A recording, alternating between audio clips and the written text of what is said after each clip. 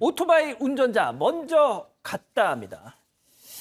자, 이거 뭐 오토바이 운전자 이게 아마 김은국 씨 관련된 얘기인 것 같은데 말이죠. 네, 김은국 씨 사건입니다. 일단 영상이 준비가 되어 있는데요. 영상 한번 보면서 네네, 설명을 영상 보면서 드리겠습니다. 얘기해보죠. 블랙박스를 김은국 씨 측에서 공개했거든요. 억울하다고 이게 이야기했어요. 어제 잠깐 저희가 전해드렸던 그렇죠. 건데 잠깐 저희가 전해드렸는데 CCTV 영상이 공개가 되면서 약간 흐름이 좀 바뀌는 것 같아요. 그죠? 그렇습니다. 설명 좀 영상을 보면 지금 김은국 씨 차량입니다. 차량이 멈춰요. 비보호 좌회전인데 이제 빨간불이 들어오면서 살짝 멈췄는데 오토바이가 저렇게 교차로에서 그대로 들이받고 지나갑니다. 오토바이는 약간 파란불이나 노란불 정도 아니었을까 추정이 되는데 지금 블랙박스 화면은 나오고 있지 않습니다. 그래서 김은국 씨도 일단 비보호 좌회전에서 움직이다가 멈췄지만 오토바이는 그대로 부딪힌, 그래서 오토바이와 김은국 씨 사이에 사고가 발생한 그런 사건입니다. 자, 근데 저도 저 영상을 봤는데 김은국 씨가 멈췄어요. 근데 그렇습니다. 멈추긴 했습니다. 그 스쿠터가 이 오토바이가 이렇게 딱 와서 받는 듯한 그런 느낌을 받았다라고 말씀하신 분들이 많으시던데 어쨌든 말이죠. 이 사고 당시 김은국 씨가 바로 수습하지 않고 이 현장을 떠났다라는 얘기가 있잖아요.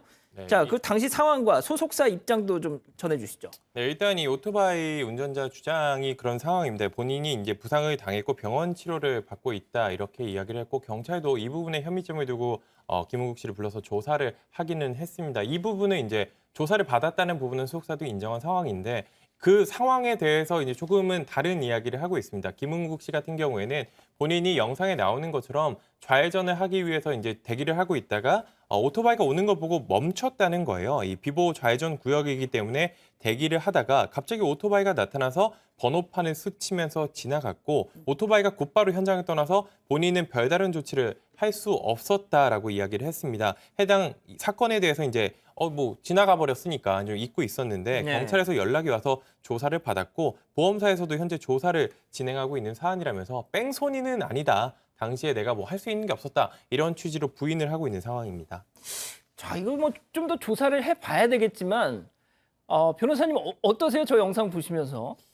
글쎄요, 일단 몇 가지 넘어야 될 과제들이 좀 있는 게 과연 사고를 인지를 했느냐라는 부분도 좀 하나를 생각해 봐야 될 것 같고요. 그리고 실제로 저기 비보호 좌회전 구역이라고 하는데 일단 신호 위반인지 그거 먼저 점검을 해야 될 것이고, 그리고 이게 사고 후 조치라는 거거든요. 사고 후 조치를 취하지 않았다는 건데 현장에 뭐 오토바이가 망가져서 비산물이 있다거나 아니면 주변에 다른 사람들의 교통을 방해할 정도의 상황이었다거나 오토바이 운전자가 좀 넘어져서 치료가 필요했다든가 이런 상황은 또 없어 보여서 김은국 씨가 정말로 인식이 없었을 가능성도 저는 배제를 못해 보여요. 그렇군요. 자, 그런데 말이죠. 지금 보신 이 영상 말고도 김은국 씨하고 앞서 그 오토바이 운전자의 이 통화 녹취도 공개가 됐습니다. 잠깐 여기서 직접 내용 듣고 얘기 이어가죠. 제가 그냥 상황만 얘기할게요. 저는 생각하고 있는 게 좀 생각하시는 것보다 금액이 클 거예요. 지금 김은국 선생님께서 이제 기존에 그 음주 뺑소니 혐의가 한 번 있으시고 그런 상황 속에서 이게 입건이 되면은 2천 이상은 나올 것 같다. 재판 진행하시려면은 실형이 떨어질 수도 있다 그러더라고요. 그리고 만약에 뺑소니 혐의가 적용돼가지고 이게 입건이 되면은 보험 처리로 오토바이랑 제가 아픈 부분을 치료를 받으려면은 보험사의 그 김은국 선생님께서 그 500만 원이라는 금액을 또 내야 돼요. 그러니까 종합을 했을 때 대충 들어갈 돈이 최소 3,500이 들어가요. 저는 그 돈을 저한테 주셨으면 해요. 자, 이게 이 김은국 씨 소속사 기획사에서 제공한 통화 녹취여서 뭐 약간 조금 중립적으로 이제 좀 분석은 해봐야 되겠죠. 하지만 저렇게 얘기를 한 건 팩트니까요.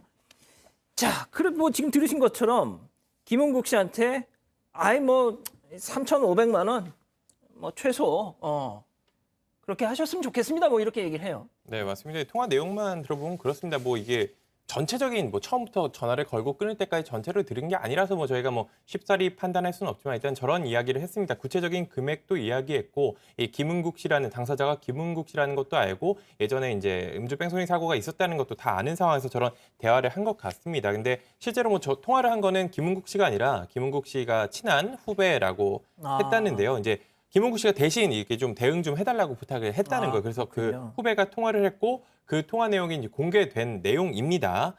저 내용에 따르면은 이 오토바이 운전자가 자신이 보험일을 한 경험이 있었다고 했습니다. 그래서 본인이 잘 아는데 뺑소니 같은 경우에는 뭐 징역도 나올 수도 있고 보통 이제 3천만 원 정도 들어간다. 과거에 이제 음주 경력도 있으니 이거 너무 일 커질 것 같으니 차라리 그 돈 나한테 주면은 뭐 내가 잘 얘기해서 경찰서에 가서 나 다친 데 별로 없고 잘 얘기해 주겠다. 이런 취지로 했던 이 내용이 저 녹취를 통해서 드러난 겁니다. 자, 일단 우리 가족 여러분들은 방금 그걸 보시고 야, 이거 너무 선수 냄새가 난다라고 지금 뭐 말씀하시는 분들도 계십니다. 뭐 그 일단 의견일 뿐이겠죠. 자, 변호사님 어떻습니까? 일단 구체적인 액수 3,500만 원 최소. 예.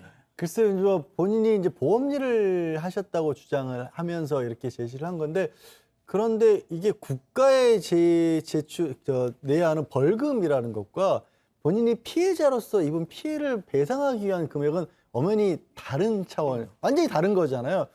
그래서 왜 합의금을 얘기하면서 예를 들어서 내 오토바이가 지금 뭐 100만 원짜리인데 이게 뭐 50만 원의 수리비가 들고 내가 치료비가 뭐 100만 원 정도 드는데 그동안 일도 못 할 것 같다. 그래서 생활비 일 못하는 동안 생활비는 좀 보존을 해주고 그리고 또 뭐 거기에 대해서 정신적 피해까지 어느 정도 해줘야 되는 거 아니냐. 이렇게 얘기를 하시는 게 오히려 배상에 관한 그러니까 내 피해를 얘기하는 거지 보통 일반적으로 이제 메꿔주려면 그렇죠. 그 김은국 씨 어차피 당신 지금 들어가면 형사처벌 받을 거야? 그러니까 자기가 입은 피해가 주가 되는 게 아니라 김은국 씨의 형사처벌을 주로 얘기하면서 금액을 산정하는 게 조금 이렇게 하는 게 맞나 싶긴 해요. 하하. 자, 그런데 소장님 보통 소장님도 일단 좀 얼굴이 많이 이제 공개가 되신 분이니까 그러니까 보통 이런 일을 당하면 네. 얼굴이 알려진 사람들은 거의 을이 되는 경우가 많긴 하잖아요. 그렇죠. 저는 그렇게 많이 알려진 것도 아니지만 제 주변에 이제 알려진 분들이 많이 있으시니까 그분들은 다 똑같은 얘기. 그냥 유명해지면 죄인이다. 그러니까 길거리에서 특히 교통사고 같은 거는 웬만하면 그냥 이렇게 을로 빨리 하고 처리하고 떠나야지 일단 문제화 되면 안 된다. 이게 그냥 생활의 하나의 그냥 룰이 돼버리신 것 같더라고요. 근데 김은국 씨 얘기도 저는 맨 처음에 길거리에서 또 이제 또 사고가 일어났다 그랬을 때 사실 좀 안 좋게 느껴졌거든요. 왜냐하면 저도 예전에도 그런 일이 있었기 때문에. 음주 전력이 있었잖아요. 네, 그렇기 때문에 또 이런 사고가 났다 그러면은 사람들이 이제 더 쉬워서 보게 되잖아요. 예전의 전력과. 그래서 혹시 그런 음주 예전의 얘기도 이분이 하셨어요. 그러니까 그런 거를 아까 오토바이 운전자가 운전자가 아까 얘기했어요. 김은국 선생님 예전에 음주 전력도 있으시고 거기에 이것까지 합쳐지시면 이렇게 얘기를 하니까 사실 지금 정확한 건 시간이 좀 지나 봐야 알겠지만 연예인이라는 거 그리고 예전에 이런 경험이 있었다는 것이 아무래도 조금 좀 나쁘게 이용되는 건 아닌가라는 합리적인 의심이 나오는 거죠. 자, 변호사님, 일단 김은국 씨 쪽에서는 공갈 협박을 당했다 이렇게 주장을 하는데 좀 앞으로 어떻게 전개될 걸로 보이세요? 근데 지금 아까 지적을 하신 것처럼 저거는 녹취록 일부 내용이죠. 다른 내용이 뭐가 있는지에 따라서 그리고 몇 번이나 어떻게 반복된 것들은 있는지를 가지고 객관적으로 봤었을 때도 야, 저 정도면 진짜 설령 뺑소니 사고를 한 게 맞더라도 이거는 김은국 씨가 겁먹어서 뭐 추가적으로 돈을 더 내야겠다라는 생각을 하실 수밖에 없었겠다라고 치면 공갈이나 협박죄가 적용이 될 것이고 저것만 가지고 판단하기는 좀 부족해 보입니다. 그리고 그리고 설령 이게 공갈 협박이 된다라는 것과 김은국 씨의 이게 실제로 이 뺑소니가 되는 건 또 별개거든요. 예. 설령 뺑소니가 맞고 뺑소니가 아니더라도 둘 다 이건 김은국 씨의 범죄는 있는지 아닌지를 따로 따져보고 저 사람의 대응은 그렇죠. 그거대로 또 따로 두 개 다 따져봐야 됩니다. 알겠습니다. 자, 첫 번째 인물 이렇게 마무리하고요.